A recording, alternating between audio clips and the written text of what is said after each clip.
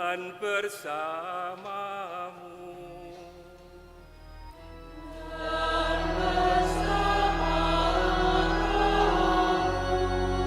Inilah pewartaan Injil suci menurut Santo Lukas.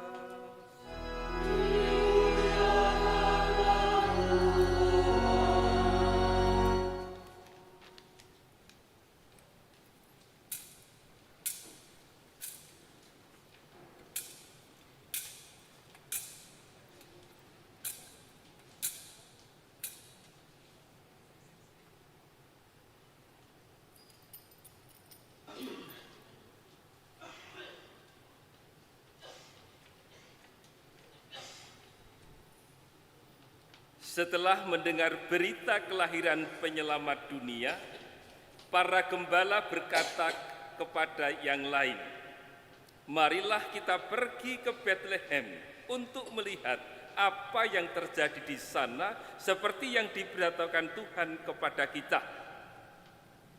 Lalu mereka cepat-cepat berangkat ke Bethlehem dan mendapati Maria dan Yusuf serta bayi yang terbaring di dalam palungan.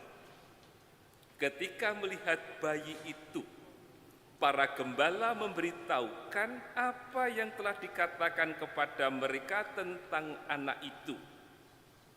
Dan semua orang yang mendengarnya heran tentang apa yang dikatakan gembala-gembala itu. Tetapi Maria menyimpan segala perkara itu di dalam hati dan merenungkannya.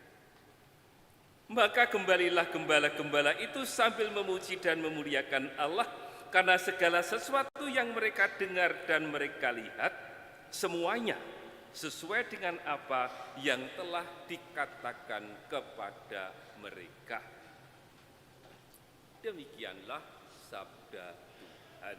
Terpujilah Kristus. Saudara sekalian terkasih dalam Kristus Yesus, dua hal saja yang disampaikan oleh Injil pada pagi hari ini. Satu, berita tentang kabar gembira dari para malaikat, dan yang kedua, apa tanggapan manusia terhadap berita yang disampaikan oleh para malaikat itu. Para malaikat menyampaikan kabar gembira kepada para gembala. Dan para gembala adalah orang kelompok pertama yang mendapat pewartaan tentang kelahiran Yesus Kristus.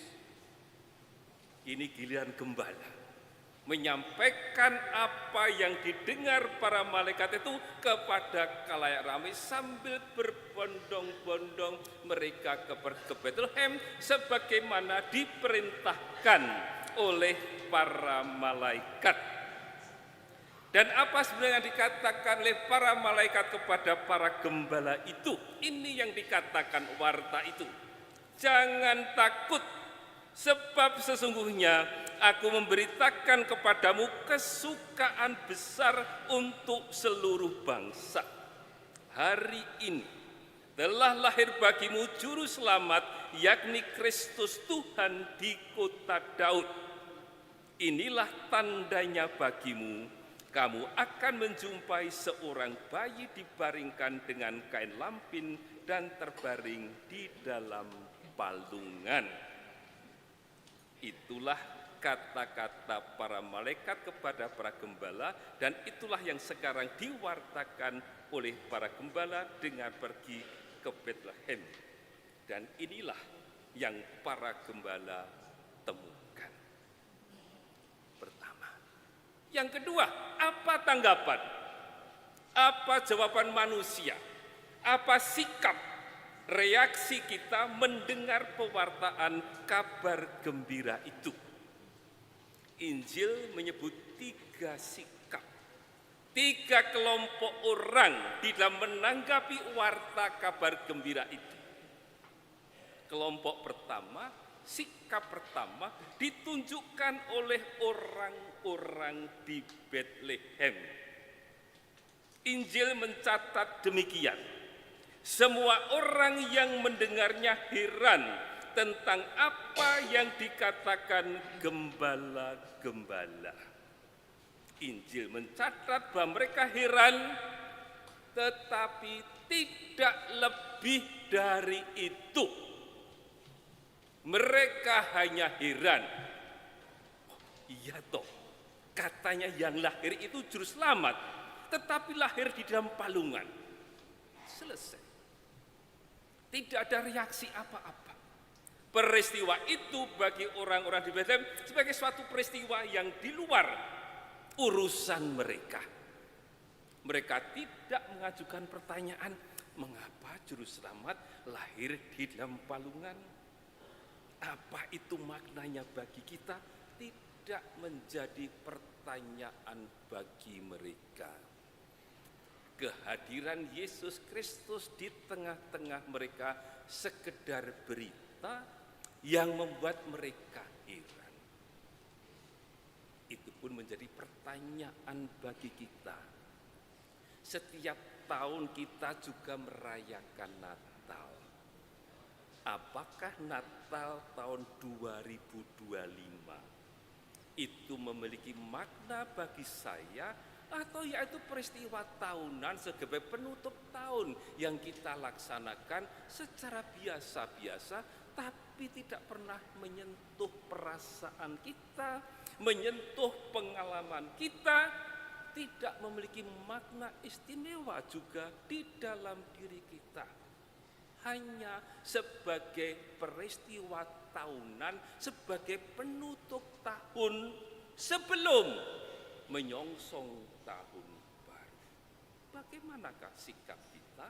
Apakah seperti orang-orang di Betlehem, berhenti pada heran, pada kagum, tapi sebagai peristiwa di luar dirinya yang tidak menyangkut hidupku? Pertama, sikap pertama. Sikap kedua ditujukan oleh para gembala. Ditulis demikian: marilah kita pergi ke Betlehem untuk melihat apa yang terjadi di sana seperti yang diberitahukan Tuhan kepada kita. Saudara-saudara sekalian, para gembala pada masa itu kelas khusus. Mereka adalah orang-orang yang terpinggirkan. Mereka adalah orang-orang yang tidak diperhitungkan. Menjadi saksi di pengadilan pun mereka tidak dipercaya, tidak diizinkan. Artinya sungguh-sungguh orang yang tidak diperhitungkan. Para gembala itu bukan siapa-siapa. Tapi kalau pada malam itu mereka masih berjaga, itu memperlihatkan rasa tanggung jawab mereka sebagai orang yang diupah. Mata mereka harus selalu terbuka, waspada apa yang terjadi di sekitarnya, karena mereka bertanggung jawab untuk merawat, memelihara, menjaga domba-domba itu. Sedikit saja mereka lena, binatang buas bisa menerkam domba-domba mereka. Sedikit saja mereka teledor, bisa jadi pencuri datang untuk mencuri domba-domba mereka. Maka kalau tengah malam ditemui mereka dalam keadaan berjaga, itulah sikap tanggung jawab sebagai orang yang dipercaya oleh majikannya untuk menjaga domba-domba itu. Maka kepada mereka inilah si bayi, sang penyelamat, memberikan berita pertama kepada mereka tentang kelahirannya. Pada hari ini kita dengar mereka gembala itu yang pertama-tama mendapat warta kabar gembira itu juga yang pertama menjadi pewarta kelahiran. Datang berbondong-bondong, mari pergi ke Betlehem. Apakah yang dikatakan malaikat itu benar adanya? Dan itulah yang terjadi pada bacaan hari ini. Mereka melihat dan mereka mendengar apa yang terjadi persis seperti yang dikatakan oleh para malaikat. Semoga kita pun memiliki sikap seperti para gembala, berani berbagi tentang warta gembira yang kita peroleh. Semoga kita juga berani berbagi tentang pengalaman Natal kita. Kita sudah dipersiapkan dengan masa Advent, melihat pengalaman-pengalaman hidup kita, agar kita juga menyiapkan hati kita supaya menjadi palungan yang layak untuk tempat tinggal Tuhan. Dan seperti gembala, kita pun juga berbagi pengalaman suka itu kepada orang-orang di Bethlehem, di tempat kerja, di keluarga kita, dimanapun kita sedang berada. Sikap kedua dari gembala. Sikap ketiga diwakili oleh Ibu Maria. Injil hari ini mencatat demikian. Maria menyimpan segala perkataan itu di dalam hati dan merenungkannya.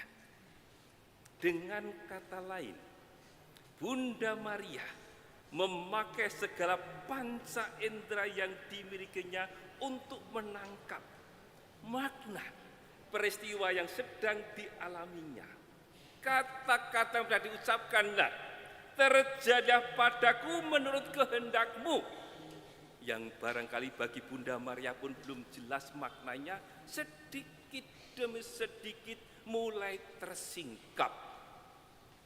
Pengalaman melahirkan di kandang hewan, matanya mulai melihat siapa orang-orang yang datang mengunjungi bayinya. Apa yang dikatakan para gembala itu pun didengarnya. Apa kata-kata gembala tentang bayi itu?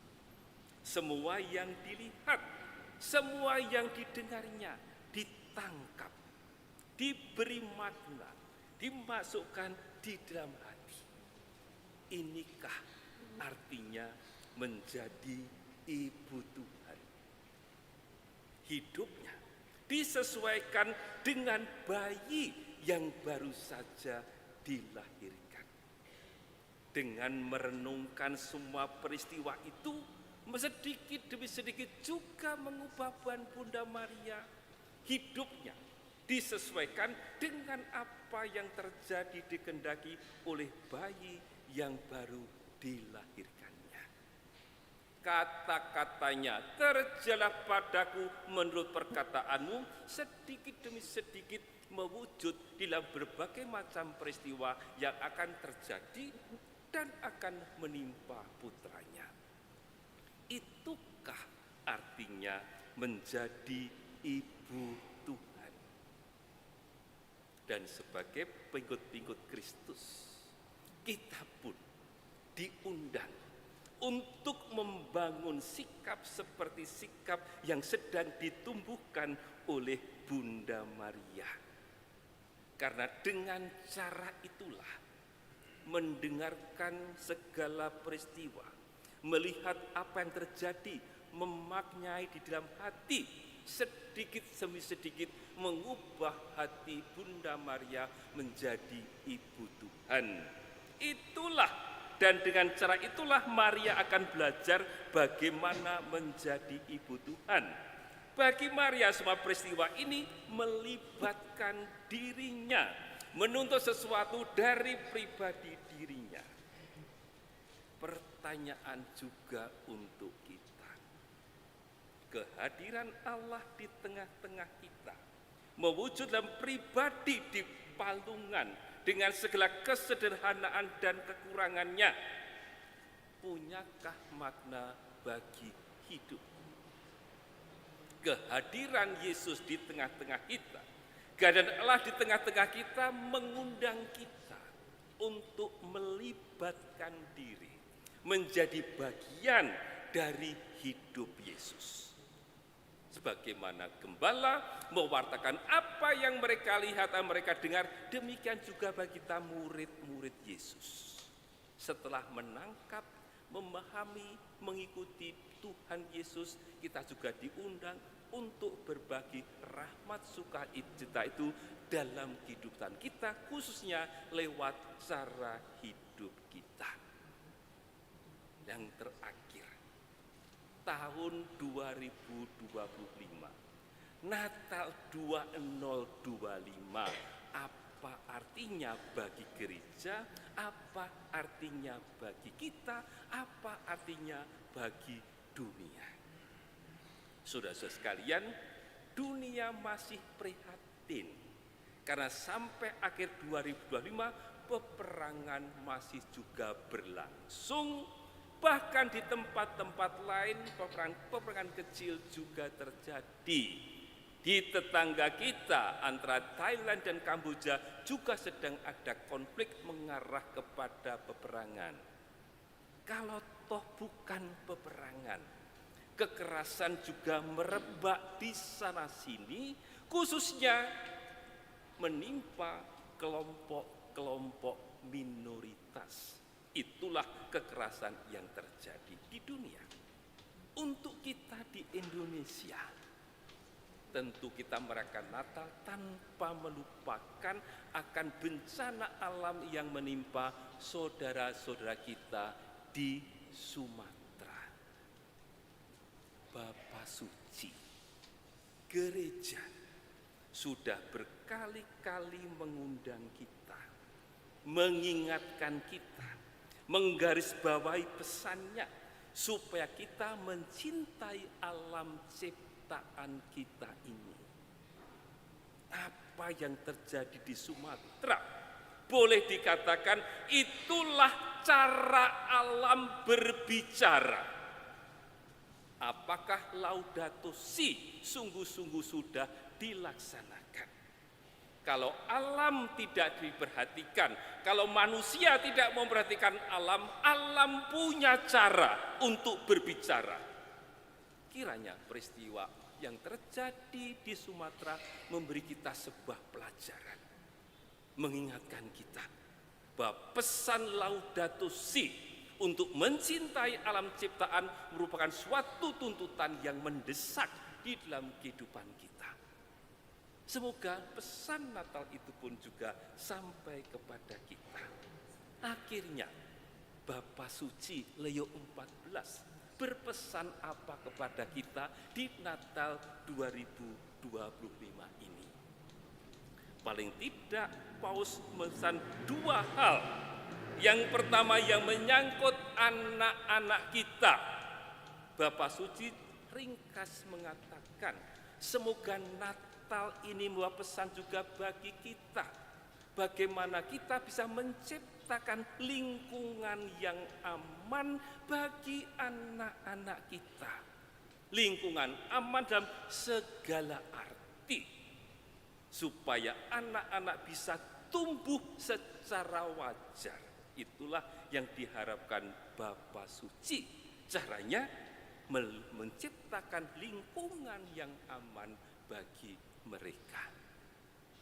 Pesan yang kedua dari Bapa Suci dialamatkan kepada kita, Gereja Katolik, gereja kita dan kita-kita ini. Apa yang diharapkan Bapa Suci? Bapa Suci mengundang dan mendorong kita supaya gereja hidup dalam kerendahan hati, dalam kesederhanaan, sebagaimana bayi yang tinggal di palungan. Saya tutup dengan kutipan surat dari Bapa Suci, bunyinya demikian. Hari Raya Natal itu tidak pernah terpisah dari palungan, dari kandang hewan. Pesan Natal selalu berarti pesan kesederhanaan. Itulah cara yang dipilih Allah dalam mencintai kita manusia. Itulah cara Allah mendekatkan dirinya dengan kita semua, dengan masing-masing dari kita. Hadir dalam diri bayi kecil yang lemah dan lahir di tempat yang sederhana. Semoga rahmat Natal tahun 2025 memberi makna kepada kita, dan pada waktunya kita bisa berbagi pengalaman itu kepada orang-orang di sekitar kita. Nama Allah dipuji kini dan sepanjang masa. Amin.